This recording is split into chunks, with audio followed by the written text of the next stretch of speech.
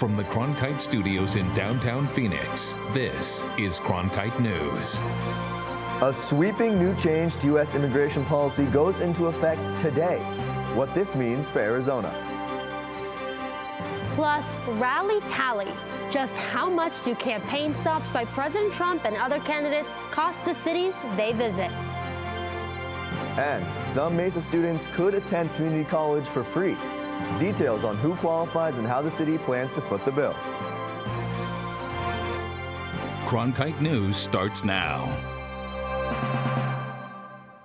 Good evening and welcome to Cronkite News on Arizona PBS. I'm Danielle Malkin. And I'm Tyler Mannion. Thank you for joining us. New rules take effect today for immigrants applying for green cards, visas, and admission into the United States. U.S. Citizenship and Immigration Services tried to implement these rules last fall, but multiple federal court issues injunctions. Madison LaBerge spoke with an advocacy group that explained how the changes to what's known as public charge will affect Arizona families. Those injunctions did temporarily stop the public charge rules from taking effect last year, but a new Supreme Court ruling lifted those final holds across the nation. When an immigration officer is looking at an application for a visa or a green card, they decide how likely that applicant is to become dependent on certain government benefits. A public charge is grounds for the denial of a visa, green card, or entrance into the U.S. Now, many immigrant families are both scared and confused. Across the nation, fewer Hispanics are enrolling in public benefits like access here in Arizona. It's important to note that public charge does not apply to all immigrants. Refugees, asylees, and U.S. citizens related to non-citizens are not affected under these new rules. I spoke with Simon Qasim, the president and CEO of Children's Action Alliance, who told me the new rules of public charge will affect a narrow group of immigrants, namely the ones that are applying for their green cards for the very first time. Who public charge is really impacting is a much larger group of folks. And so in Arizona, 1 in 4 children lives in a household with an immigrant parent. And what you see is wide-ranging chilling effects through many immigrant communities. People who are eligible, people who public charge does not impact, are withdrawing from benefits, are uncertain, are confused, and feeling fear. These new rules will take effect with application postmarked from today. Illinois was the last state with a federal court order blocking the new rules from taking effect. However, according to the U.S. Citizenship and Immigration Services website, the state is now included in the new nationwide rules. In the studio, Madison LaBerge, Cronkite News. Right now, conservation groups across Arizona are petitioning the United Nations Educational, Scientific, and Cultural Organization to put the El Pinacate and Gran Desierto de Altar Biosphere Reserve on the endangered list because of border wall construction. According to the groups, the 30-foot wall poses a threat to unique Sonoran wildlife. It also prevents cross-border migration and habitat use, and cuts through the route of a sacred cross-border journey of the Tohono O'odham people. Thousands were in attendance last week as the president made his first stop in Arizona since the 2020 election season kicked off. An event of that size comes with a hefty price tag. According to recent reports, the Trump campaign did pay the $27,000 rental fee for Wednesday's use of Veterans Memorial Coliseum in advance. But it seems the president racked up charges with other Valley cities, sometimes on official visits, others on campaign stops. The president's 2017 speech in Phoenix cost the city more than $450,000, which ended in downtown Phoenix flooded with rioters and tear gas. The majority of that cost for employee overtime. There was not a request for reimbursement from the city for those costs of the official presidential visit, which was not a campaign stop. Following a stop in Mesa in 2018 to rally support for Senator Martha McSally's Senate campaign, the city sent the Trump campaign a request for reimbursement, totaling more than $64,000 to cover the cost of rented equipment such as barricade and security, as well as towing services. The practice of not paying for campaign rally debt is bipartisan. That's according to Donald Sherman, the Deputy Director of Citizens for Responsibility and Ethics in Washington.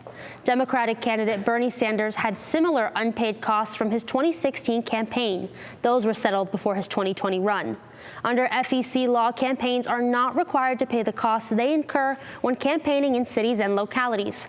However, they must report that debt. Whether or not it's resolved is at the discretion of the campaign, leaving taxpayers with the check. If taxpayers are footing the bill to these visits, should they be able to refuse the visit entirely? Sherman said the chances of that happening are unlikely. So I think a city can say no, but there's both a financial cost and, frankly, a reputational cost when we've seen the president retaliate against some of these local elected officials simply for suggesting that the president's campaign helped shoulder the financial burden. While the city of Mesa billed the Trump campaign for the 2018 election rally, the city of Mesa did release a statement saying they had never billed the Trump White House or previous administration and embraced the obligation to provide security for the president and his official visits. That statement reiterating the fact that the president is not legally obligated to cover the costs of the 2018 campaign rally. Today marks 152 years since President Andrew Johnson, the 17th U.S. president, was impeached in 1868. He was acquitted by the U.S. Senate. Since then, 3 U.S. presidents have had their own encounters with impeachment. Marcela Baedo spoke to a local family to see how different generations remember these historical events. In 1974, President Nixon left office before being impeached. 24 years later, President Clinton was officially impeached in 1998. And most recently, President Trump faced impeachment proceedings ending earlier this month. We wanted to understand what it's like for a multi-generational family to talk about and compare all these impeachments over dinner. Laughter, a warm meal, if he behaved, and politics. he'd be hired. Oh, I disagree. Just a typical night at the Ashtons as they come together for dinner. Tonight's menu, chili and talk about the recent impeachment trial of President Donald Trump. Lynn Ashton Jr. has lived through the last 3 most recent impeachment events. Nixon committed a crime. He tried to cover up a burglary. Clinton committed perjury during the Whitewater investigation. That's another crime. And the most recent case, which Lynn Jr. says is not an impeachable offense. Trump hasn't committed any crimes. Lynn Jr. leads the family discussion over dinner most nights. The House keeping it as closed as they did. And sees the importance in involving the whole family. Younger kids are often less informed, so you get more of an emotional response than an intellectual response. The Senate and the House are still going to be fighting about the same thing. For the youngest Ashton, 20-year-old Samantha, she says it's her first time seeing an impeachment trial. I saw a meme. She was so overwhelmed by the information on social media that she decided to delete her Twitter account. I would rather get it from a source that I know is true and unbiased, like my family. I go to my dad and my grandma and even my brother because they'll tell me both sides. Here in the West Valley, where the Ashtons live, they've been able to witness impeachment proceedings against President Donald Trump. Now, a different generation within their own family is able to compare this trial to other trials in history. I watched every minute I could. When Nixon was impeached, I had little kids, and I do remember, being very aware of it. But I also remember that it was a longer process. Grandparents Lynn Sr. and Mike Yell say with each impeachment case, partisanship grows. This one was totally partisan, I believe. They started way too early. Regardless of their differing views at times, the Ashtons say coming together at the end of the day for dinner to talk about important issues is a way for everyone to learn. Who are we talking about? Adam Schiff, he was the one that led the House investigation against Trump. Even though the impeachment proceedings against President Donald Trump are over, the Ashtons feel as if this will still be an important issue leading up to the 2020 presidential election in November. In the broadcast center, Marcela Baedo, Cronkite News. Quarantine is over for the Tempe man who tested positive for the coronavirus. County health officials in Arizona say the patient, who has ties to ASU, is no longer infected by the virus. The Arizona Republic reported the male patient is in his 20s and has been in isolation since January after returning from China. Mesa Mayor John Giles announced a plan to make college more affordable for students. The plan will offer 2 years of free community college tuition for Mesa residents. And that plan is under the framework of Achieve 60 Arizona, focused on improving the number of people working towards their college degree. Cronkite News reporter Madison Atkinson explains the program. Madison? The Mesa College Promise campaign encourages high school students to go to college without those students being discouraged about the price of tuition. It's a promise that if you do your part, if you stay in school, if you fill out the FAFSA form, and if you plan on going to college, that the community will help make up the difference between what you can bring to the table and what it takes to get registered for 2 years of community college. All high school students in the city of Mesa are encouraged to apply for the program. This will cover any high school student in the city of Mesa, whether they're in a charter school or a private school or a brick and mortar public school. Students with Pell Grants and other federal aid will be eligible for the program. The program will cover the first 2 years of community college tuition. The goal is to cover to get someone out of school with an associate's degree or a certificate. See, the motivation for this is really part of the AZ, Achieve 60 AZ program. Unfortunately, Arizona and Mesa, we are underachieving when it comes to higher education attainment compared to other states and other cities. Mayor Giles believes the program will need to be funded by a combination of public and private dollars. We certainly, as a college, want to contribute to it. The city wants to contribute to it. That's what makes this unique, is that it's really an arm-in-arm, hand-in-hand partnership between the city, the municipality, and the businesses and industry leaders in the city and the community, as well as the college. Certainly, the city is coming together as the convener. We're the folks that are inviting folks to the table to come and help us organize this and to pay for it. So there'll be some city funding involved. But also, as I indicated, we're getting a great response from the business community. The City of Mesa expects to have the program established by 2021. Broadcast Center, Madison Atkinson, Cronkite News. So now we want to hear from you. Do you think the first 2 years of community college should be free for all Arizona students? So far, over 90% of you have voted yes in our live interactive poll. But it's not too late to join the conversation. Just go to our Cronkite News Twitter feed to weigh in. Still to come on Cronkite News at 5. We take you to Kobe Bryant's celebration of life in LA. How we'll show you how celebrities and fans alike are honoring the basketball legend. And the movement underway in Arizona to help get people to their medical appointments with ease. And Homeland Secrets. ASU's Howard Center for Investigative Journalism examined agent-involved shootings nationwide by a little-known division of ICE. To watch the entire documentary, just go to our website, cronkitenews.azpbs.org.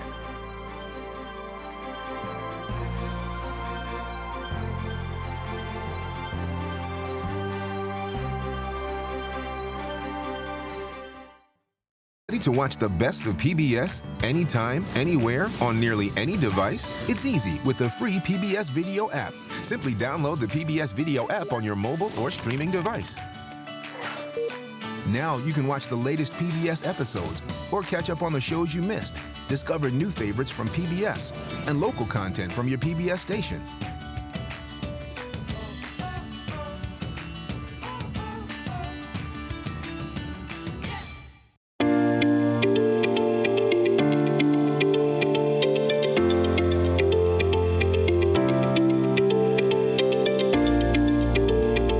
The weather around Phoenix is just beautiful today. Let's take a look at the weather around the valley. Thank you for joining us for the special edition of Cronkite News. Here are the top stories that we're tracking today at noon.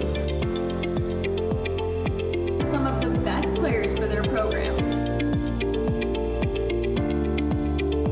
Hey, I'm Rick Steves. You know, I don't go anywhere without my passport. And now, thanks to PBS Passport, you can travel with me and watch all 10 seasons of Rick Steves Europe and all my travel specials. This exclusive streaming service is just for our members. Not only can you see all my shows, but you can see thousands of hours of your favorite public television shows. Become a member today and get your passport. Harvey Weinstein is exactly where he should be now, behind bars. Harvey Weinstein has hurt dozens and dozens of people by his sexual, predatory, rapist, violent behavior. And today there can be no other discussion other than Harvey Weinstein is exactly where he should be. 26 hours, a jury found Harvey Weinstein guilty of committing a criminal sex act in the first degree and rape in the third degree. However, the jury acquitted the disgraced movie mogul on the more serious charges of predatory sexual assault. The judge ordered Weinstein to go to jail immediately. He's scheduled for sentencing on March 11th. Since the flood of allegations against Weinstein surfaced in 2017, he spent much of his time in Arizona. He reportedly enrolled in an addiction treatment center in Scottsdale, where he's been spotted several times. Another big story we're tracking tonight. Vanessa Bryant is now suing Island Express helicopters for the deaths of her husband and daughter, NBA icon Kobe Bryant and 13-year-old Gianna. Island Express owned the helicopter that crashed last month, killing the Bryants and 7 others on board. The case was filed in Los Angeles Superior Court today, just as a memorial celebration for Kobe and Gigi Bryant was getting underway. More than 20,000 fans, friends, and family gathered to say goodbye to one of the greatest basketball players of all time. Bryant spent his entire professional career with the Los Angeles Lakers, much of that time playing at the Staples Center. Many of his former Lakers teammates were in the audience, with the team's general manager giving a touching tribute, along with WNBA superstar Diana Taurasi. Take a listen. Thanks, Jimmy. You stole my first joke. I am the White Mamba. I would first likely to offer my deepest condolences to all the families who lost a loved one. In 1996, I was a lanky, awkward freshman in high school, obsessively shooting night after night in my driveway. On the nights the Lakers played, I wouldn't miss a second of the game. Every time out, every commercial, I'd run to the front yard to imitate my favorite Laker, Kobe. The Phoenix Mercury also tweeted this photo of the team with Gigi, saying, "We promise to carry Gigi's legacy." Their favorite Kobe moments. The one where he tore his Achilles, got up and shot free throws, that was a big moment. And also the last game where he scored 60 points. For Kobe to have stepped up and really been a proponent and advocate for women's basketball was huge. And hopefully because he started that, and he was one of the biggest names to talk about women's basketball, that will continue to carry on and other people will take pride in pushing women's sports to a next level. Today's date, February 24th, was chosen specifically to represent Gianna's number 2 in youth basketball and Kobe Bryant's number 24 in the second part of his career with the Lakers. New tonight, transportation to medical appointments can be difficult for some Arizonans. Cronkite News reporter Sydney Madison talks about a service launched right here that takes people with different ailments to and from their appointments with ease. Sydney? Veo's first ride was in Arizona in 2015. It offers non-emergency medical transportation for Medicaid patients, whether their appointments are in the valley or in rural areas such as Yuma. Veo Executive Vice President of Business Development, Stan Sipes, says business is based on accommodating people with different medical needs. Wheelchair vans, stretcher vans, what's called ALS, Advanced Life Support, or Basic Life Support, where maybe oxygen is needed or a skilled attendant is needed.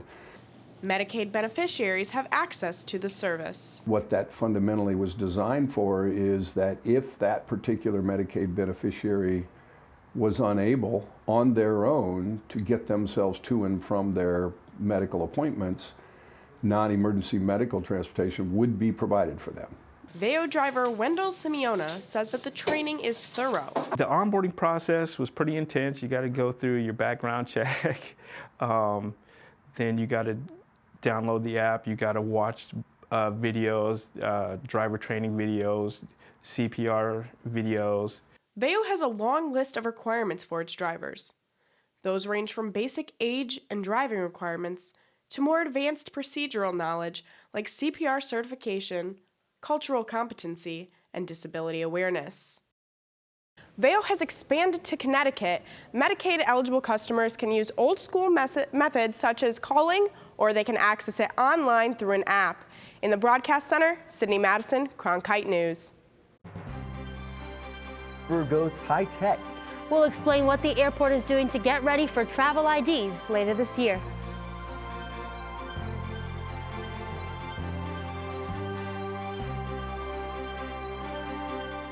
Editor of the PBS NewsHour. The journalists of tomorrow face a fast-changing media landscape, but quality news remains vitally important to our communities, our country, and our world.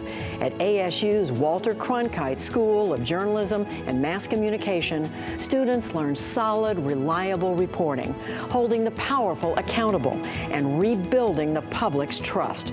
The Cronkite School and Arizona PBS, preparing the next generation for a stronger future of journalism. New technology to scan Arizona travel IDs and to confirm a traveler's flight information has been set up at 16 of Phoenix Sky Harbor's security checkpoints. The new IDs become mandatory on October 1st of this year for domestic flights. TSA agents have been trained on the new units, which were first used last month. This new technology is meant to improve safety and speed up the boarding process. Arizona got some unusual weather this weekend, breaking a record for rain. Many of you took to social media sharing videos and images of a very soggy Saturday. The National Weather Service reported 0.9 inches of rain fell in Phoenix by late morning, easily breaking the record previously set in 1913. Up north, Flagstaff even got some heavy snow. And now Millard Thomas joining us at the anchor desk. Now, no rain today, no snow here in the valley. What can we expect for our weather this week? Yeah, we shouldn't see any rain or storms this week. We should have some pretty clear skies because we take a look at your state temperatures right now. As you guys see, as you guys start to get off work right now, you're gonna have 69 in Phoenix. If you're out west along the Colorado River Valley, we have temperatures sitting in the mid-70s. And if you're up north in Flagstaff, temperatures are gonna be sitting at 47 degrees. Now, how about the rest of your Monday evening? 70 degrees as you guys start to get off work. Then those temperatures are gonna dip all the way to 65 around 8 o'clock before dipping all the way to 61 as we head into the 10 o'clock hour. And then if you're waking up tomorrow in Flagstaff, you go to NAU, it's 17 degrees, so make sure you grab your jackets. Out west, mid-40s, and then 46 out in Phoenix. Now, if you plan on catching any spring training games tomorrow, those temperatures are going to be sitting in the upper 60s, so you might want to grab a sweater or a hoodie if you plan on catching any spring training baseball games on Tuesday. Now, how about the rest of your highs for the rest of your Tuesday? You're going to see mid-70s out west, 68 in Phoenix. And then as you start to drive up north, temperatures are going to be in the upper 30s and lower 40s. How about your next 3 days? We got 68 on Tuesday. Those temperatures are going to climb all the way to we hit 76 on Thursday. And how about your guys' weekend? We're going to see Friday, 79 degrees with some cloud coverage. More cloud coverage on Saturday, 80 degrees. And then 76 on Sunday with clear skies. And then with the new week, we're going to have 67 on Monday with some more cloud coverage. Millard Thomas from the Cronkite News Weather Center. Up next, NFL hopefuls are flocking to Phoenix. We'll take you behind the scenes and show you how they're training ahead of the draft. Stick around. On the go. At Cronkite News, we work hard to report the facts and keep you updated, whether we're on set or on the scene. Taking it from the studio to the field. So I'm here in South Phoenix. In Phoenix, we're just a click away.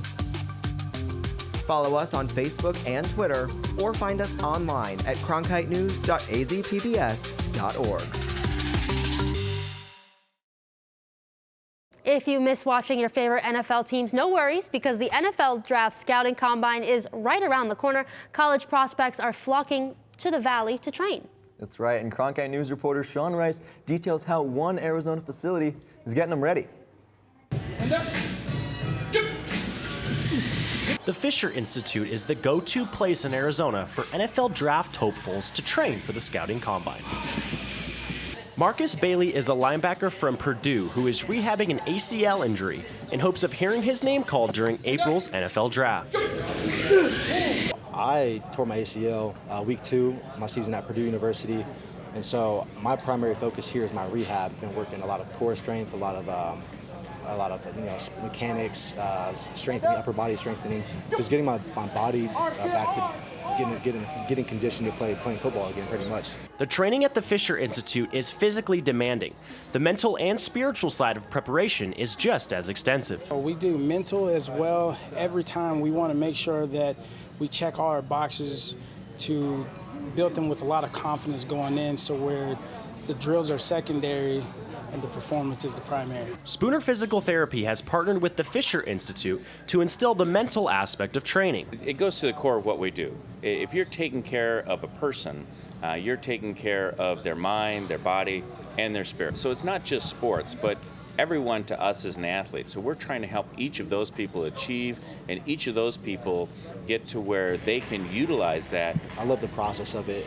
So I enjoy coming in to work every day, training, working towards that goal. That's part, I think you have to enjoy that part of it. You can't look too far ahead. You have to be in the moment and be where your feet are. Reporting in Phoenix, Sean Rice, Cronkite News. While the Combine started yesterday, Bailey and other prospects training at the Fisher Institute hope to make an impression on NFL teams. That's it for tonight's episode of Cronkite News. Thank you for joining us. For top Arizona stories anytime, go to cronkitenews.azpbs.org.